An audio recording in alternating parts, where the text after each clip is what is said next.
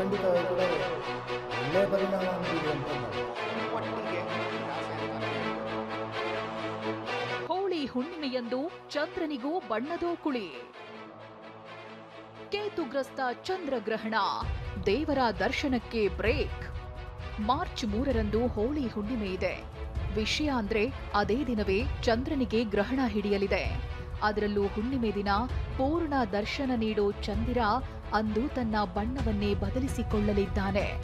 ನಿತ್ಯ ಬೂದು ಬಣ್ಣದಲ್ಲಿರೋ ಚಂದ್ರ ಅಂದು ರೆಡ್ ಮೂನ್ ಆಗಿ ಬದಲಾಗಲಿದ್ದಾನೆ.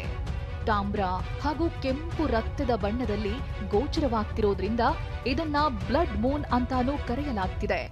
2026ರ ಈ ಮೊದಲ ಚಂದ್ರಗ್ರಹಣ ಉತ್ತರ ಅಮೆರಿಕ, ಆಸ್ಟ್ರೇಲಿಯಾ, ಪೂರ್ವ ಏಷ್ಯಾದಲ್ಲಿ ಗೋಚರಿಸಲಿದ್ದು, ಭಾರತದಲ್ಲಿಯೂ ಭಾಗಶಃ ಈ ಚಂದ್ರಗ್ರಹಣವನ್ನ ವೀಕ್ಷಣೆ ಮಾಡಬಹುದಾಗಿದೆ. ಗ್ರಹಣ ಎಷ್ಟೊತ್ತಿಗೆ ಆರಂಭ ಆಗಲಿದೆ, ಎಷ್ಟೊತ್ತಿಗೆ ಅಂತ್ಯವಾಗುತ್ತೆ ಅನ್ನೋದನ್ನ ನೋಡಿದ್ರೆ, ಮಾರ್ಚ್ 3ರ ಮಧ್ಯಾಹ್ನ 3:13ಕ್ಕೆ ಗ್ರಹಣ ಆರಂಭವಾಗಲಿದೆ. ಅಂದು ಸಂಜೆ 4:44ಕ್ಕೆ ಗ್ರಹಣ ತೀವ್ರವಾಗಲಿದೆ. ಸಂಜೆ 5 ಗಂಟೆಗೆ ಚಂದ್ರನಿಗೆ ಸಂಪೂರ್ಣ ಗ್ರಹಣವಾಗಲಿದೆ. ಅದೇ ದಿನ ಸಂಜೆ 6:47ಕ್ಕೆ ಚಂದ್ರಗ್ರಹಣ ಅಂತ್ಯವಾಗಲಿದೆ. ಭಾರತದ ದೆಹಲಿ, ಲಕ್ನೋ, ಕೋಲ್ಕತಾ, ಚೆನ್ನೈ, ಜೈಪುರ, ಮುಂಬೈ, ಗುವಾಹಟಿ, ಇಟಾನಗರ ಸೇರಿದಂತೆ ಒಂದಿಷ್ಟು ನಗರಗಳಲ್ಲಿ ಚಂದ್ರಗ್ರಹಣ ಗೋಚರಿಸಲಿದೆ. ಆದರೆ ಬೆಂಗಳೂರಿನಲ್ಲಿ ಪಾರ್ಶ್ವ ಚಂದ್ರಗ್ರಹಣದ ಒಂದು ಭಾಗ ಕೆಲ ನಿಮಿಷಗಳು ಮಾತ್ರ ಕಾಣಿಸಲಿದೆ. ಭಾರತದ ಇತರ ಭಾಗಗಳಿಗೆ ಪಾರ್ಶ್ವ ಚಂದ್ರಗ್ರಹಣ ಗೋಚರಿಸುತ್ತೆ ಹೊರತು ಇದು ಸಂಪೂರ್ಣವಾಗಿ ಗೋಚರಿಸಲ್ಲ. ಬಹುಮಟ್ಟಿಗೆ ನಿರಾಸೆ ಅಂತಾನೆ ಹೇಳ್ಬೋದು. ಇವಾಗ ಬೆಂಗಳೂರನ್ನೇ ತಗೊಳ್ಳಿ. ಬೆಂಗಳೂರಲ್ಲಿ ಚಂದ್ರ ಉದಯಿಸೋದು ಸುಮಾರು 6:28 ಸಂಜೆ. ಈ ಗ್ರಹಣ ಅಂದರೆ ಈ ಪಾರ್ಶ್ವ ಚಂದ್ರಗ್ರಹಣ ಕೂಡ ಮುಗ್ದೋಗ್ಬಿಡುತ್ತೆ. ಮೈಸೂರು ಚಾಮುಂಡಿ, ಧರ್ಮಸ್ಥಳ ಮಂಜುನಾಥನಿಗೂ ಗ್ರಹಣ.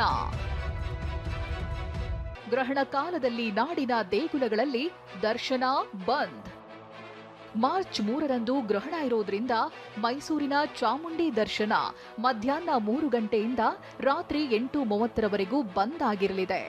ಆದರೆ ನಂಜನಗೂಡಿನ ನಂಜುಂಡೇಶ್ವರ ಎಂದಿನಂತೆ ದರ್ಶನ ನೀಡಲಿದ್ದು, ಅಂದು ವಿಶೇಷ ಅಭಿಷೇಕ ನಡೆಯಲಿದೆ. ದಕ್ಷಿಣ ಕನ್ನಡ ಜಿಲ್ಲೆಯ ಧರ್ಮಸ್ಥಳದಲ್ಲಿ ಮಧ್ಯಾಹ್ನ 1:30ರಿಂದ ರಾತ್ರಿ 7:30ರವರೆಗೆ ದೇವರ ದರ್ಶನ ಇರೋದಿಲ್ಲ. ಇನ್ನು ಕುಕ್ಕೆ ಸುಬ್ರಹ್ಮಣ್ಯದಲ್ಲಿ ಮಾರ್ಚ್ 2 ಹಾಗೂ ಮಾರ್ಚ್ 3ರಂದು ಸರ್ಪ ಸಂಸ್ಕಾರ ಸೇರಿದಂತೆ ಯಾವುದೇ ಸೇವೆಗಳೂ ಇರೋದಿಲ್ಲ. ಅಂದು ಬೆಳಿಗ್ಗೆ 9 ಗಂಟೆಗೆ ದೇಗುಲ ಬಂದ್ ಆಗಲಿದೆ. 6 ತಿಂಗಳಿಗೊಮ್ಮೆ ಗ್ರಹಣವಾಗ್ತಿರೋದು ಒಳ್ಳೆಯದಲ್ಲ ಅಂತ ಜ್ಯೋತಿಷಿಗಳು ಹೇಳುತ್ತಿದ್ದಾರೆ. ಕಾಕತಾಳೀಯ ಎಂಬಂತೆ ಗ್ರಹಣದ ಹೊತ್ತಲ್ಲೇ ಇಸ್ರೇಲ್, ಇರಾನ್ ನಡುವೆ ಘೋರ ಯುದ್ಧವೇ ಆರಂಭವಾಗಿದೆ. ಕಳೆದ ಚಂದ್ರಗ್ರಹಣ 2025ರಲ್ಲಿ ಅದು ನಡೆದದ್ದು ಸೆಪ್ಟೆಂಬರ್ನಲ್ಲಿ. ಈ ಸೆಪ್ಟೆಂಬರಿಂದ ಅಕ್ಟೋಬರ್, ನವೆಂಬರ್, ಡಿಸೆಂಬರ್, ಜನವರಿ, ಫೆಬ್ರವರಿ, ಮಾರ್ಚ್ 6 ತಿಂಗಳಲ್ಲಿ ಮತ್ತೊಂದು ಚಂದ್ರಗ್ರಹಣ. 6 ತಿಂಗಳ ಒಳಗೆ ಬಂದರೆ ಅದರ ಪರಿಣಾಮ ಏನು ಅಂತ ಹೇಳುವಂಥದ್ದು ಒಂದು ಯೋಚನೆ ಮಾಡೋದು. ಇದು ಖಂಡಿತವಾಗಿ ಕೂಡ ಒಳ್ಳೆಯ ಪರಿಣಾಮವನ್ನು ಬೀರುವಂಥದ್ದಲ್ಲ. ಗ್ರಹಣ ಅನ್ನೋದು ಜ್ಯೋತಿಷಿಗಳಿಗೆ ಅಪಾಯದ ಮುನ್ಸೂಚನೆಯಾಗಿದ್ರೆ, ವಿಜ್ಞಾನಿಗಳಿಗೆ ಇದೊಂದು ಕೌತುಕ ಮಾತ್ರ. ಅದೇನೇ ಇರಲಿ, ಈ ಗ್ರಹಣವನ್ನ ಬರಿಗಣ್ಣಿನಿಂದಲೇ ಕಣ್ತುಂಬಿಕೊಳ್ಳಬಹುದಾಗಿದೆ. Bureau report, TV9.